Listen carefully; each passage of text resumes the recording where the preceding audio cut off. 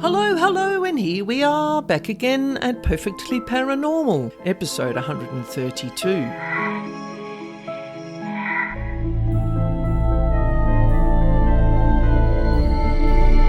My name's Annaschmidt, and I'm here every week to share with you true paranormal encounters and information about devils, demons, and dark energy beings that no one else talks about. And today you get the most updated information on portals that I have, how we create them, and where they can show up and why. So we're going to look at chakra portals, trauma portals, addiction portals, spiritual portals, magic portals, and I'm going to mention transition portals that I shared back in episode 124. And I must say that there is a never-ending interest in understanding these fascinating and sometimes frightening interdimensional doorways.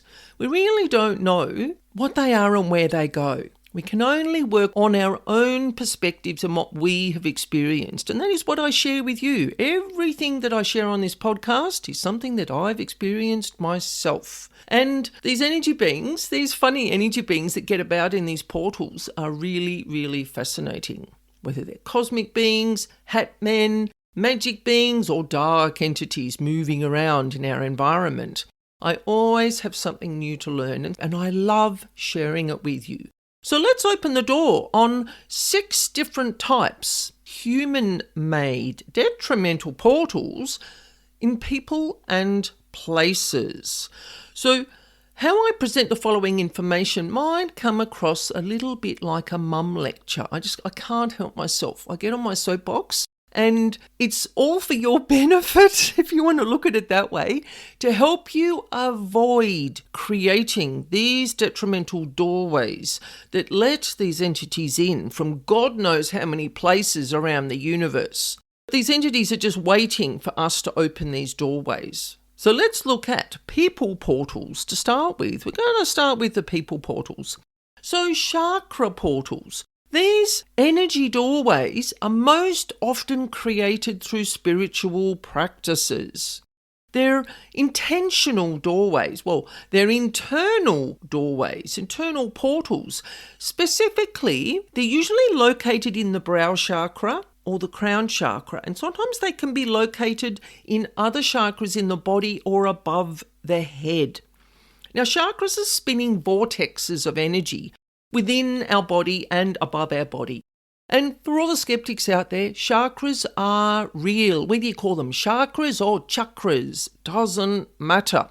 I know they're real because I've experienced magic attacks on my chakras, and I can tell you when they're out of whack. Like, I know when I've got weird vibrating going on internally. I know that sounds strange. That is usually my chakras are being, well, they were in the past before I got all my protection fully activated. That's the sort of feeling that it has. And because I'm super energy sensitive, I could feel it quite strongly. It was really very intense. And I'm like, what on earth is that? So it took me a while to unpack what it was. And once I did, I didn't have any more issues once I got all the protection activated. Now, people, here we go. Here comes the mum lecture. People who do a lot of spiritual classes, or they follow teachings, or they dabble with connecting to the universe, these people can open portals in their chakras, specifically the brow and the crown and the chakras above the head, because they're designed to connect to universal energy. And I've seen many disruptions in clients' energy with mind-splitting headaches, sleep issues, spiritual paranoia, or brain fog or concentration issues. And the list really does go on. How chakra disruption can affect the physical bodies. Now, I always send my clients to see their doctors first. You've got to rule out the medical and you've got to rule out the mental health issues. So once they've been to their doctors, they've had all the tests, all the pokes, all the prods, and everything's been checked out, and the migraines or the other symptoms are still present within their bodies, there's got to be another cause. This is where you have to look at the energy side of things. And when I find disrupted chakras, I always ask people about the spiritual practices. And I do state very firmly, I never judge people. Whether they're doing spiritual practices or magic practices that we're going to talk about later on, I don't judge people.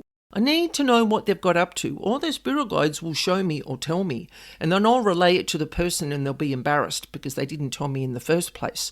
I don't judge.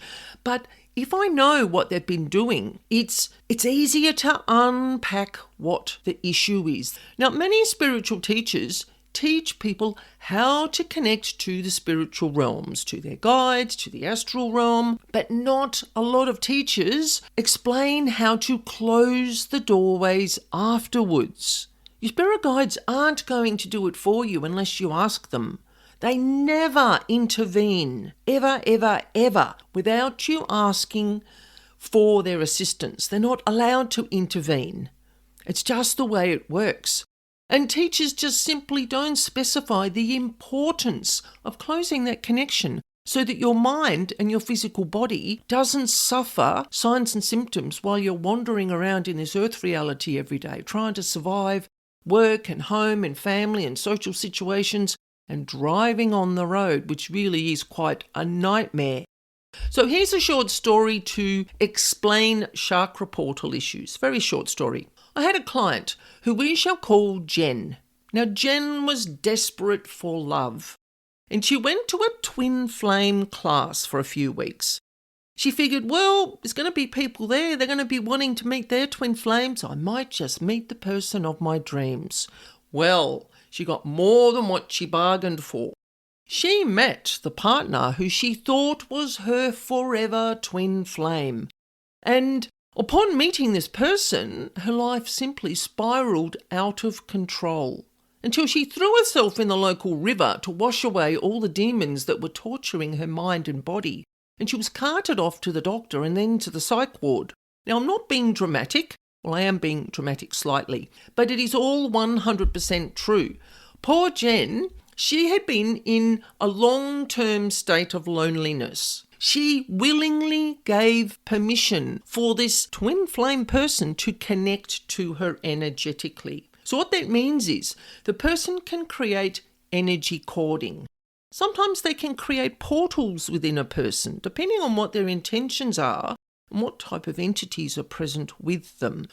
Now, this person made an intentional connection via a portal. This person knew what he was doing. He connected via a portal into her solar plexus chakra, which is the yellow chakra, which is sort of between your heart and your belly button, sort of in that middle space in between there. And it's all about the self. People think the soul is located in that solar plexus chakra area. It's called the I am chakra. It's all about your self-confidence and your self-worth. Look it up online if you need some more information. So this person created a portal and cording. Now this cording went to her crown chakra. The reason why, this person was very charismatic. And poor Jen was just so smitten with this man that she just couldn't help herself. He told her that they were going to meld their souls, meld their energy together, meld their twin flame energy. She let someone she didn't really know very well connect to her willingly. Now this man had many, many dark entities attached. And Jen's poor state of mental health, the entities just, I thought that she was just a feast. They're rubbing their little hands together going, goody, goody, goody, look at what we've got coming. So we'll fast forward. Jen was receiving medical care. And she'd already given permission for me to do an energy clearing for it. And I found and closed all the portals, I removed all the cording, removed all the entities. Jen still needed mental health care because Jen had a lot of life trauma. She had a lot of emotional baggage, which I help shift for now. But if she doesn't seek mental health care on a consistent basis and face the issues that had been dogging her for most of her life, the emotions come back and the entities can possibly attach to her. So you've really got to be careful the sort of permission you give, the sort of connection you have with people. I always say to people, they worry, but I want to be corded to my partner and my kids. I am not corded energetically to anyone. But I love my family, I care for them, I look after them. You can do everything without being energetically exposed to other people's mental and emotional baggage and their entities. So I hope that story highlighted the importance of not letting people get too close to you in that way of giving permission for energetic connecting or melding of your souls. Sorry, I don't believe in the twin flame thing. We just won't go there. I don't know how Jen is now. I hope that she's feeling more centered, more capable to live in this reality, and that she doesn't let anyone energetically connect to her that way again. Okay, so now let's look at place portals. Now these are caused by our actions. These portals are caused by what we do. We can't always blame the dark and the demonic entities for opening these doorways. We invite them in a few different ways. So we're going to outline that now. Trauma portals. Never ceases to amaze me what I find in people's homes.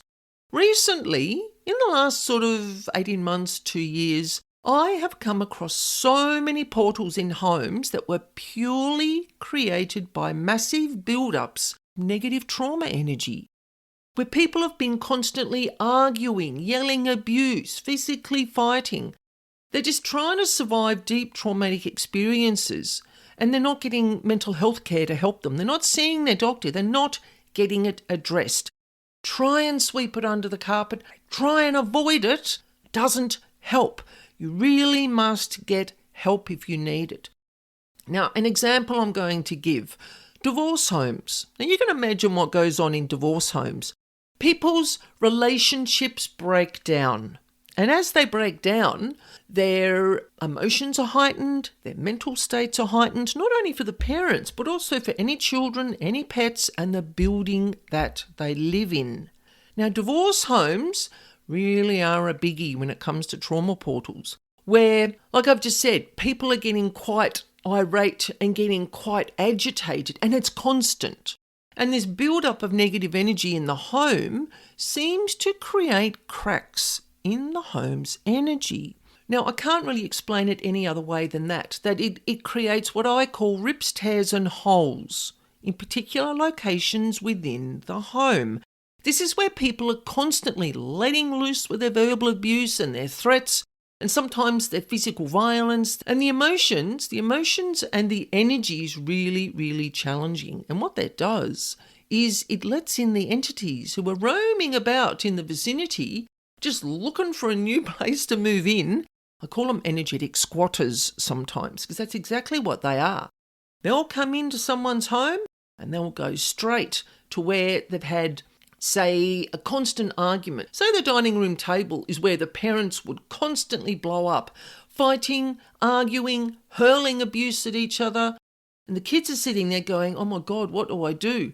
Where the parents are fighting, the pools of energy are created. I've seen them in homes that have been showed to me as these black, tarry, gloppy sort of just really yucky type of energy in homes. And if you've ever walked through that type of energy, you will know what I mean. It really does. It brings down your mental and emotional state, and it affects you wholly and solely. It's not only you, it's the kids, the pets, and the home, like I mentioned earlier.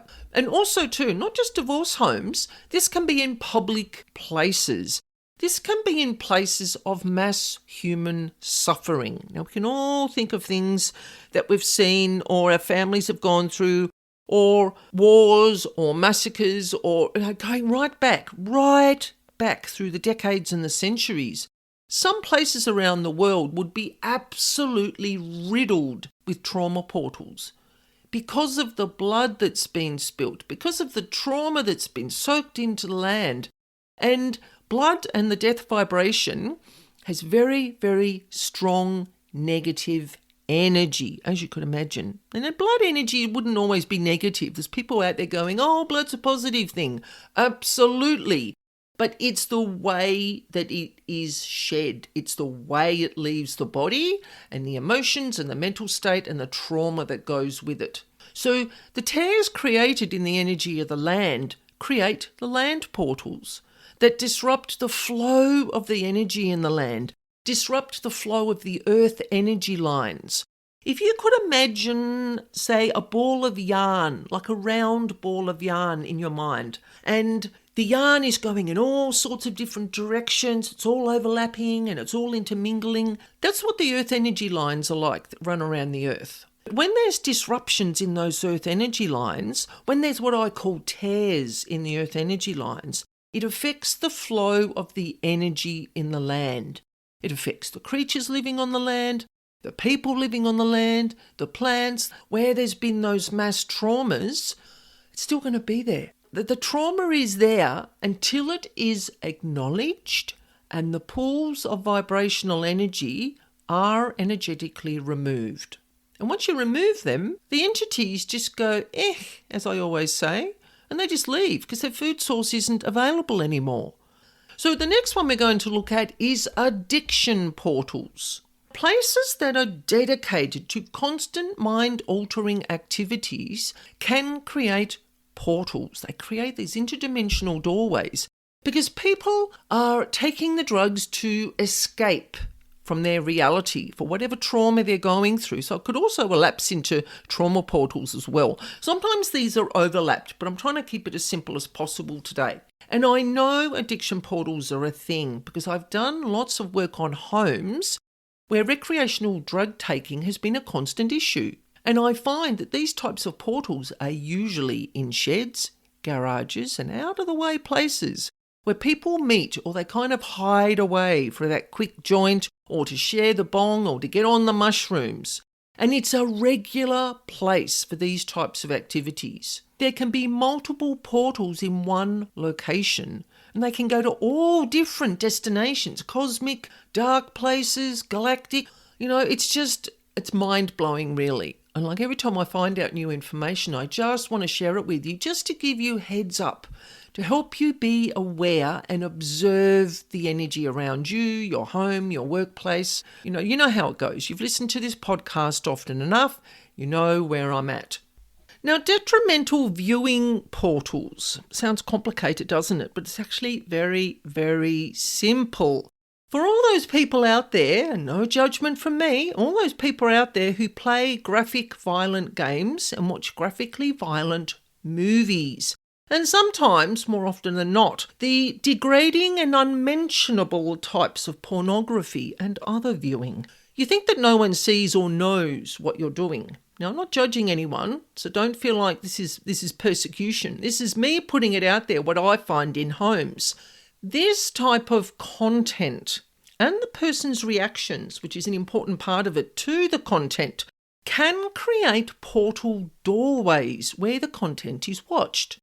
Now, it's not going to be just one time or two times when people watch or read these particular types of content.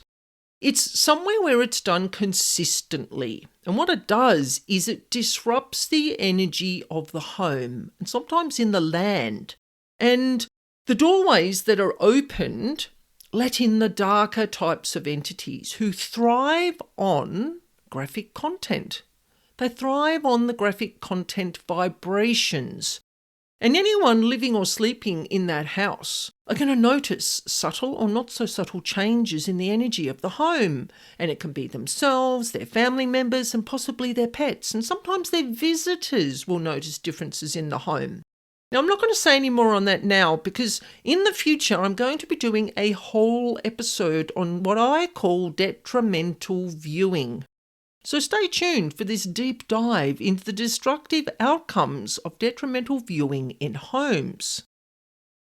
Now, magic portals. I learnt about this type of portal from being the victim of receiving it. So I've received magic portals for, it must be at least 4 years now. I've got them mostly under control now and blocked so they don't affect me, but they're still present. Because people's intentions, I can't stop people doing what they do, but I can block what they do. There's three types that we're going to look at today. We're going to look at those people who dabble in spells. We're going to look at self-created portals by practitioners. And we're also going to look at those energy doorways that are sent secretly into people or their homes. Now, number one, the dabblers, as I call them. These are people who buy a spell book and think that's all they need to know about it. Magical intention is real. It is complex and it cannot be learnt from one book. Magic has its place in the world. It can be used for abundance and bringing in self-worth and all those positive things. But when there's the positive, there's always the negative. Quick story. I cleared a home in April 2025 where there'd been a 15-year-old girl who thought she would do magic to heal people without even asking their permission. Now that is psychic attack. But I'm not going to get off track now talking about psychic attack, but it is. Now, this young lady, she had opened 4 portals in the family home. There were 2 in her bedroom, 1 in the lounge room, and another one in a rumpus room, where she had hidden a charged pentagram board. Now, this wasn't a Ouija board. It wasn't shown to me as a Ouija board, but the mum found it. I said, you need to look here, here, and here. It's in one of these places. Now, it was some sort of, it was like a Ouija board, but it didn't have the words and the writing. It had a pentagram and a few symbols that I didn't understand because I don't do magic. Anyway, the mum found it. Now, not long after I contacted the family and shared what I'd found through the written report, but also a phone call, I felt like I needed to talk to these people as they read their report. The young girl, she was rather angry, but she was also rather embarrassed because I'd found out her secret. She didn't know that anyone in the family knew what she was up to, and she was actually affecting them and affecting the home, as well as herself, as well as the people she was sending out the magic to, because she was a dabbler. She wasn't a trained energy worker who was using energetic practices to help people. And I'm not saying that energetic practices are magic, but I mean, I create statements to protect myself. So is that a spell?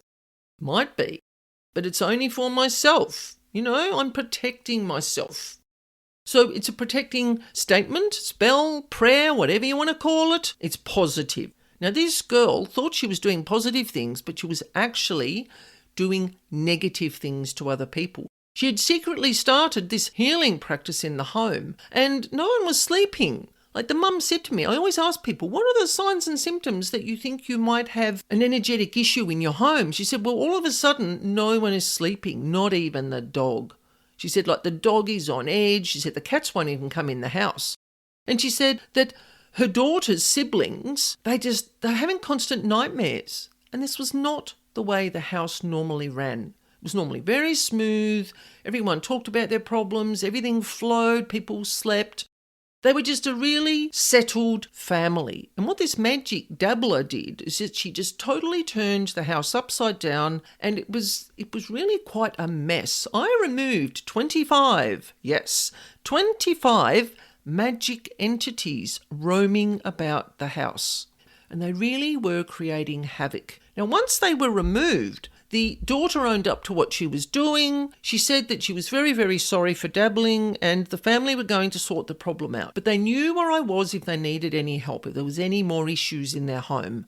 So number 2, magic practitioners. Magic practitioners often have portals within themselves. So this crosses into the chakra portals, but also in their homes, where they connect to their magical beings, to their deities, to their magical helpers. And usually this is for their own magical practices. But there are those that do this to hurt and harm others. We're going to talk about that in a minute.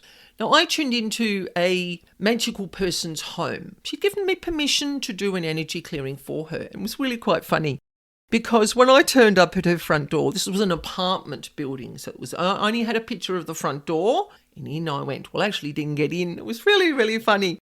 I'm standing there at the door asking permission to energetically enter, and I got a big fat no. I'm like, wow, this is interesting. And all of a sudden, I felt this rush of beings coming at me.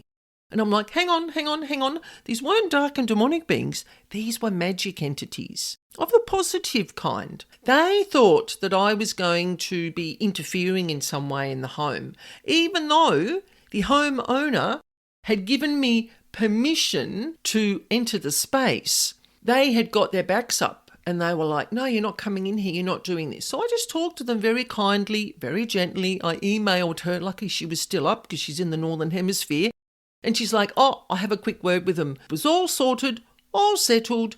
In I went and did the work. Now, they are in her home for her protection. They're part of her magic practice. She's a good witch. If you want to give it a simple name, she is using her magical practices to bring positivity and health and wealth and all those things that people do magic for when they're wanting to improve their lives. That is what she was doing it for. And I identified a couple of portals in her home. One was magic and a couple weren't. They were trauma portals. Now that was interesting. Quick sidestep. What I found in her apartment was detrimental viewing. Now you're going to go, what on earth is that? It's exactly what it sounds like. People watching nasty pornography, watching really graphic movies or graphic video games. Or in this case, it was where her roommate had been having what was still part of a toxic relationship, and they were talking through the computer. And I identified it in this person's bedroom, and I just put my D on the floor plan. And when the lady came back to me that employed me to do the job, she went, wow, how did you know that? I said, well, I didn't know exactly what it was because I never ask for the details. I need to know enough to portray it to the client. That young lady who was having that toxic relationship with that person, she shut it down instantly. And she's like, right, done. So number 3, the intentional portals. You hear it in my voice. These are sent into people and their homes to do harm. Now, how this works is they open these doorways and they use them to let in what I call summoned entities and magic. And the entities and the magic really does cause mayhem, chaos, mischief. It really is a great big fat mess. That's all I'm going to say. But these intentional portals, they can be booby-trapped. Like I'm getting an instant headache thinking about these intentional magic portals. They really are a pain in the neck to clean up. But what I've learned from this, I think why the universe pushed me in this direction of dealing with magic, is that I needed to learn how to close them. Not so much for myself, even though it worked out that way, because I'm the guinea pig, I'm the experiment, but to do it in other people's homes who are being attacked by magic. You know, it's just the universe will guide you on your life path. I think they thought I was getting too cozy in your dark and your demonic entities in homes. Like they're nothing compared to summoned entities and the magic and everything that goes with it. Anyway, I think it's probably about time we get out of the magic and move into the psychic practice portals. Now, this could have gone into the spiritual portals, but it is and it isn't. These are people that are using divination tools. I use to read cards. I've done palmistry, numerology. I use pendulum every day. They're all divination, but my intention is that they are used for positive practices. Your intention creates the power of the divination tools. Unless you are using Ouija boards. Now, I know people are going to roll their eyes and go, oh, I've got 25 Ouija boards and I've never had any issues. Well, you might not be susceptible to the energy that comes through them. Not everyone is. When people are using tools like Ouija boards or having seances seriously, or as like a party trick, they really aren't a party trick. These doorways create portals into other dimensions. When people say, is anyone out there? The group intention is to connect with something. They're not specific about what they're doing. Now, when you're connecting to spirits in the earth reality, you don't need to use those divination tools. I work with spirits all the time. I did a paranormal investigation the other day and 6 spirits followed me home and they're like, can you please help us? We want to transition into the afterlife. Help them? Away they went. I didn't use a Ouija board. I didn't use a seance. When people want to talk to Grandma on the other side, yes, you may open a portal by using a Ouija board or having a seance. But is it really Grandma that you are connecting to? I asked one day, because I'm always asking questions. My poor spiritual helpers must just roll their eyes constantly. I said, if I want to talk to my mum and dad who've passed away, do I need to open a portal? And I got no. My pendulum it gave me a big no. You can just talk to them. They hear you. Your words carry the vibration. When people use Ouija boards, I asked, does a Ouija board connect to the higher vibrational realms? And I got no. And I said, does it connect to the lower vibrational realms, the dark realms? And I got yes.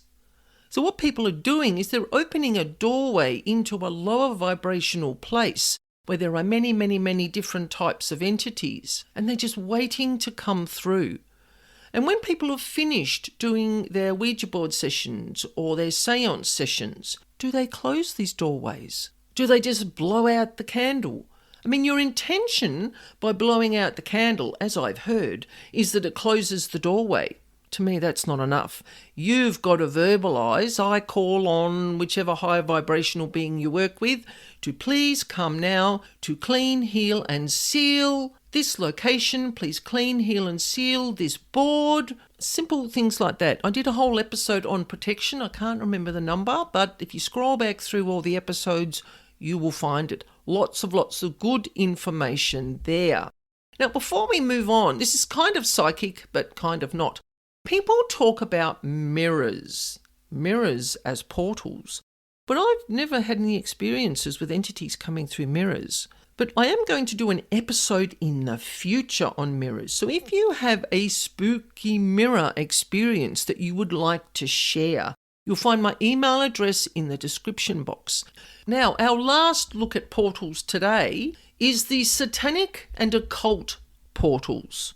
Now, these are your next level up from your magic portals. These really are like high-level group-created portals. And they can also be trauma portals of the darkest kind, especially when they're used for sacrifices and blood magic, or to summon masses of demonic entities for nefarious purposes. Indeed, opens portals into very dark places. And these types of portals can be difficult to close. Now, I have some examples for you. I've come across 2 places in the world where I've not technically been employed to do energy clearing work, but I've sort of been third party to hearing conversations about these places.